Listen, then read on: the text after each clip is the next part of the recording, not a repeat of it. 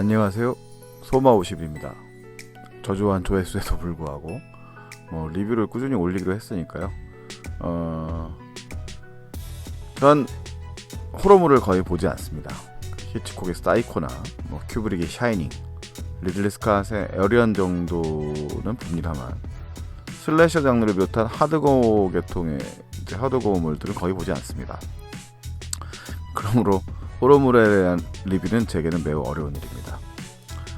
그 다음에 가장 어려운 장르를 얘기하자면 로맨스 무비인 것 같습니다. 이유는 제가 연애 경험이 별로 없기 때문입니다. 물론 로맨스 영화들은 무척 좋아합니다만, 근데 현실적 연애 감정에 대해서 이야기하라고 하면 글쎄요, 큰 자신 없습니다. 가장 보통의 연애는 김한결 감독의 장편 데뷔작입니다. 재미있게도 이 영화의 남녀 주인공은 모두 85년생으로 설정되어 있더라고요. 근데 감독님이 바로 85년생이시더군요. 아무래도 이제 본인이 간접적으로 체험한 내용들을 바탕으로 영화가 만들어지지 않았을까 유추해 봅니다. 각본도 쓰셨을 테니까요. 신입 영화의 장면을 보죠. 신입사원 선영의 환영식이 있는 날입니다. 자니? 술에 취한 재우는 계속 카톡을 보냅니다. 이미 헤어진 연인에게 보내는 찌질함 가득한 카톡을 미친듯이 보내는 시무룩한 재훈. 반면 자신을 맞이하는 동료들이 있는 가운데 선영은 역시 헤어진 남자친구가 무릎을 꿇고 떡하니 청혼을 받게 됩니다. 당황해하는 선영. 그러거나 말거나 계속 문자를 보내는 재훈. 영화 가장 보통의 연애 첫 장면은 이렇게 집착하는 남자와 집착을 당하는 여자가 같이 있는 기묘한 회식 장면에서 시작됩니다. 이제 30대 후반으로 접어드는 나이, 동갑인 재훈과 선영은 광고회사의 팀장과 팀원으로 만나게 됩니다. 김래원이 연기하는 재훈은 전 여자친구에게 큰 상처를 받은 후 아직 회복이 되지 않았습니다. 그의 집은 여자친구와 같이 마련한 집인데 날마다 만취해서 집에 가는 재훈은 취할 때마다 옥수수를 잔뜩 사오고 집에는 교통통제용 마네킹을 비롯해서 각종 잡동사니가 난삽하게 널려져 있습니다.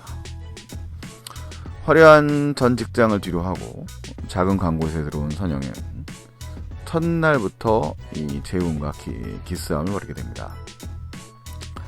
재훈은 전 남친의 구애를 매몰차게 걷어차는 선영이 이해가 가지 않고, 선영은 꼰대처럼 이러쿵 저러쿵 단소리를 늘어놓는 재훈이 마음에 들지 않습니다. 취할 때마다 전 여친에게 문자를 보내는 재훈. 어느 날 자신의 통화 기록을 보고 화들짝 놀랍니다. 블랙아웃 상태에서 사사건건 부딪히는 선영과 2시간이나 통화를 한 거죠. 전전긍긍하는 재훈과 짐짓 모른 척하는 선영. 갈등과 갈등 속에서 재훈과 선영은 서서히 가까워집니다. 가장 보통의 연애의 영어 제목은 크레이지 로맨스입니다. 한국어 제목과 영어 제목이 사뭇 다른데 한편으로는 이해도 갑니다. 회식과 야유회, 무한 확정되는 한국의 회사 현실은 두 사람의 인연을 만들어가는 중요한 요소이기도 한데요. 이 영화에서 두 사람의 로맨스는 음주와 주사라고 하는 그 방식들이 매우 중요한 역할을 합니다. 이 음주와 주사는 두 사람을 이어주는 중요한 요소이기도 하고 코믹함을 담보하는 중요한 요소이기도 하죠.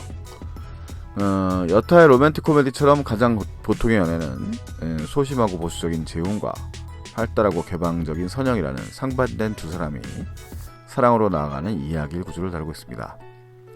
하지만 사실 이 영화의 차별성은 그 두 사람만의 이야기를 다루고 있지 않다는 점에서 기인을 하는데요. 이 영화는 외부에서 들어온 선영이 입사했다가 퇴사하는 것으로 마무리되는 구조를 가지고 있는 영화이기도 합니다. 개방적인 성격답게 여러가지 오해와 문제를 겪고 있는 선영은 재훈의 회사에 입사를 합니다. 하지만 재훈의 회사라고 특별한 회사가 아니니까 한국의 직장 문화가 가지고 있는 여러가지 문제를 똑같이 가지고 있죠. 일방적인 소통으로 부하 직원들을 힘들게 하고 있다는 사실을 모르는 사장, 그리고 각 개인에 대한 뒷담화들을 늘어놓으면서 이 왕따를 만들어내고 있는 별도의 카톡방, 그리고 개인의 능력에 의존할 수밖에 없는 영세한 회사의 구조 등등입니다. 외부에서 입된 선영은 그런 회사 문화에 좀 반기를 드는 인물이죠. 뭐 전투적인 투사는 아닙니다. 뭐 적당히 이제 그것을 이용을 할 수 있는 능란한 인물인데 여러 가지 회사 문화의 특성에서 좀 자유롭고자 하는 사람입니다. 아이러니하게도 회사의 보조적 시각을 전달하는 인물이 이제 재훈이라는 점이 재밌는데 첫 인사에서 뭐 반말을 한다거나 뭐 복장에 대한 뭐 일침을 놓는 등의 인물입니다. 역할을 이제 인물이 담당합니다. 재훈이. 로맨틱 코미디로서의 점층법 이외에도 이제 뭐 둘의 관계가 이제 점점 깊어지니까요. 선영은 이 회사의 악취미의 터전에 홀연히 등장했다가 뭐 악취미라는 것은 뭐 뒷담화 같은 것이죠. 등장했다가 한편 난장을 벌이고 문제를 일거에 해결해버리는 황야의 무법자 같은 인물이기도 합니다. 마치 서부 영화에서 방랑자 같은 주인공이 등장해서 문제를 해결한 후 후련히 떠나버린 것 같은 구조죠. 김한결 감독은 장편 데뷔작에서 로맨틱 코미디의 구조와 일종의 간이 서부극 구조를 더해서 직장인 스토리와 연애담을 큰 무리 없이 조화시키는 연출적인 역량을 선보였습니다. 하나의 이야기 구조를 끌고 나가는 것도 쉽지는 않은데 이 두 개의 이야기 구조를 이야기와 캐릭터들을 잘 살려냈다는 것은 신인 감독에게는 그렇게 만만한 일이 아닙니다. 그래서 전 이 영화의 이 구조와 그 다음에 또 이 영화 속에 살아있는 캐릭터가 살아있는 두 배우가 매우 만족스럽습니다. 개인적으로 김래원 배우는 오랜만에 저격을 맞았다는 생각이 들었습니다. 그동안 뭐 유난히 조폭이니 뭐 범죄와 연관된 역할을 주로 했었는데 그때보다 힘을 너무 많이 준다는 생각이 들었거든요. 근데 이 영화에서는 꼰대기 치는 다분한데 상대방의 마음을 헤아리는 이 재훈의 역할에 좀 잘 맞아 들어갑니다. 김래원 배우 특유의 좀 선한 이미지가 있으니까요. 근데 힘을 이제 적절히 빼고 나니까 꽤 매력적인 인물이 되더라고요. 공효준 배우는 적극적으로 이제 적극적인 인물이고 또 뭐 당돌한 뭐 그 특유의 이미지가 있으니까요. 거기에 이제 근데 어두움도 이제 그늘도 있는 역할이 이제 평소의 이미지와 잘 맞아 떨어지는데 그 영화 자체가 그리 무거운 편이 아니니까 적절한 코미디 연기가 들어가서 뭐 자연스럽습니다. 그래서 뭐 한편으로는 또 난장판을 이렇게 정리할 때 모습은 이제 또 이 공효준 배우 특유의 좀 강단이 있으면서도 품위 있는 모습이 마음에 들었고요. 뭐 그 외에 조연급 캐릭터로 이 회사원으로 동료들로 정웅인, 그다음에 강기영, 뭐 장소연 배우 등이 이제 이 회사의 팀원들로 등장을 하는데 이 사람들이 또 비밀을 뭐 크진 않지만 하나씩 품고 있습니다. 그래서 이들이 이제 뭐 일상적인 연기들을 피우는데 이 영화에는 뭐 특별하게 뭐 착한 사람도 없지만 특별하게 또 나쁜 사람도 없거든요. 뭐 특별히 나쁜 사람 그러면 뭐 그 공효진 배우의 이제 전 남친 정도인 것 같은데요. 가장 보통에는 솔직히 제목처럼 아주 현실적인 연애 영화는 아닙니다. 하지만 이제 남녀 두 배우의 캐릭터들이 생생하게 살려져 있고 경쾌한 톤의 분위기가 잘 유지되고 있어서 또 뭐 귀여운 복수극 구조까지 잘 살리고 있기 때문에 뭐 영화를 보는 내내 뭐 즐겁게 감상할 수 있었던 영화라고 생각합니다. 물론 이제 성인들이 주인공이니까 뭐 30대 중반의 배우들이니까 뭐 그에도 관련된 이제 성적인 농담들도 들어가 있죠. 뭐 그런 면도 재미가 있고요. 기본적으로 연기를 잘하는 배우들이라도 뭐 그 매력을 살려내는 건 연출자의 몫이라고 봤을 때 김한결 감독의 차기작도 기대가 됩니다. 뭐 그래서 뭐 뭔가 좀 편안하게 볼 수 있는 로맨틱 코미디를 원하시고 직장 생활에 좀 약간의 복수감을 느끼실 수 있다면 뭐 괜찮은 영화가 아닌가 싶습니다. 이상 소마 50일이었습니다. 다음 리뷰에서 만나 뵙도록 하죠. 농담이에요. 쟤네 오늘 아침에 헤어졌댄다. 네 맘대로 헤어지냐? 너도 네 맘대로 바람 폈잖아. 아빠랑 폈으면 통친 거 아니야? 그걸 끝났다고 하는 거야, 신아.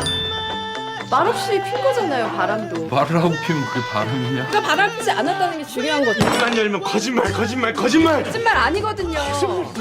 왜 그러냐?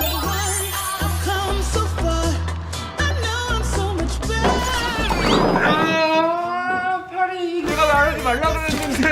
스타일이 아니야. 아유, 너 진심으로 누구 좋아해 본 적 없지? 난 보통이었다고 생각하는데.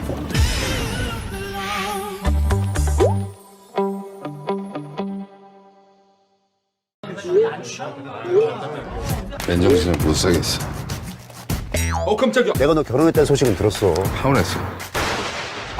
나는 그냥 사랑의 환상 같은 게 없어요. 그놈이다 뭐 그런 거 있잖아.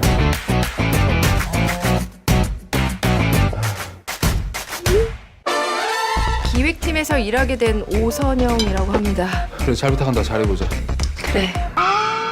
나도 잘 부탁한다 야. 네 맘대로 헤어지냐? 너도 네 맘대로 바람 폈잖아. 아빠랑 폈으면 통친 거 아니야? 그걸 끝났다고 하는 거야, 신아. 통화했다고 나오는데 기억이 안 나네. 2시간 했어.